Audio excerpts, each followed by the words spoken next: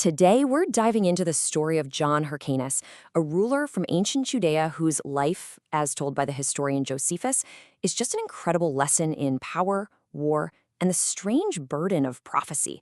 Let's get into his dramatic rise and the dark vision that would come to define his entire legacy. So, as Josephus tells it, our story kicks off with a perfect, almost too good to be true window of opportunity. See, his main rival, the Syrian king Antiochus, was off on an expedition. Hyrcanus saw his chance to settle some scores and expand his territory. And believe me, he did not wait around. And that first move, well, it set the stage for a whole series of brilliant and pretty brutal military campaigns that would literally redraw the map of the entire region. Hyrcanus wasn't just playing defense. He was building a brand new, powerful nation from the ground up. The scale of what he did right out of the gate was, wow, it was remarkable. He took a huge gamble that the Syrian cities would be vulnerable, and he was right. He just swept through, conquering key places like Medaba and Samaria in Syria, taking on the Chuthians in Samaria, and capturing major cities in Idumea like Adorion and Marisa. But all of that was just the opening act. Hyrcanus had his eyes on a much, much bigger prize, the heavily fortified and powerful city of Samaria. If he could take that city, everyone would know who was in charge. The siege of Samaria was a whole saga in itself. Hyrcanus actually handed the job to his sons, Aristobulus and Antigonus, and they just systematically choked the city, pushing it to the brink of starvation. The Samaritans got so desperate they called on King Antiochus for help, and he did send an army, but Hyrcanus' sons were incredible generals. They didn't just beat the relief army, they chased them clean out of the region before coming back to finish the job. And the ending was absolutely ruthless. Samaria was captured, completely demolished, and all its people were sold into slavery. I mean, this wasn't just a victory, it was an annihilation. By the time his armies were done, Hyrcanus had laid waste to the entire country, all the way up to Mount Carmel.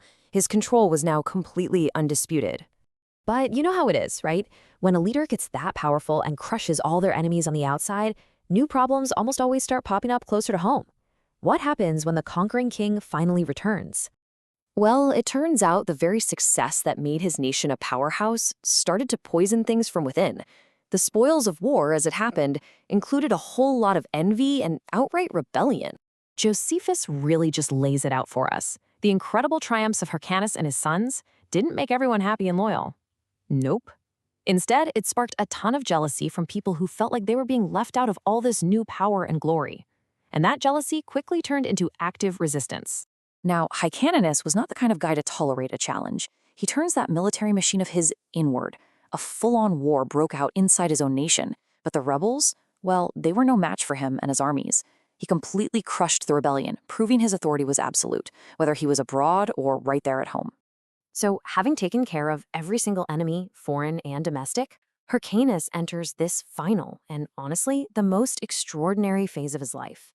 It was a time of peace, defined by this unique combination of blessings that, according to Josephus, no other ruler ever had. 33 years. Just think about that. For over 3 decades, he governed his people. After a life that was just one relentless conflict after another, he got to spend his final years in a state that the historian calls profoundly happy and successful. And this right here is what makes Hyrcanus' story so unique. Josephus claims he was the only person to have the 3 things that anyone in that time could ever possibly want, this perfect trifecta of power. So what were these 3 things? Okay, first, total political power as the ruler of his nation. Second, the highest spiritual authority as the high priest. And third, something truly special, the gift of prophecy. The guy was a king, a priest, and a prophet, all rolled into one. And listen, when we say prophecy, we're not talking about a vague gut feeling about the future. According to the text, this was a direct line, a conversation with the divine. It means he knew everything that was going to happen, which gave him a level of insight that was just unheard of. But here's the tragic irony of this incredible gift. When you know everything about the future, you also see the things you desperately wish you didn't. And his prophetic sight revealed a painful, awful truth that would completely undermine everything he'd built. The man who built a kingdom from scratch, who secured its borders and crushed every single enemy, was forced to watch its future collapse. He actually prophesied that his own sons would fail, that they wouldn't be able to hold on to the power he had so brilliantly won. His amazing reign ended not with a bang, but with the quiet, dark certainty that his family's dynasty was doomed. It really makes you wonder, right? Is a gift that shows you something like that, is it truly a blessing, or is it the ultimate curse?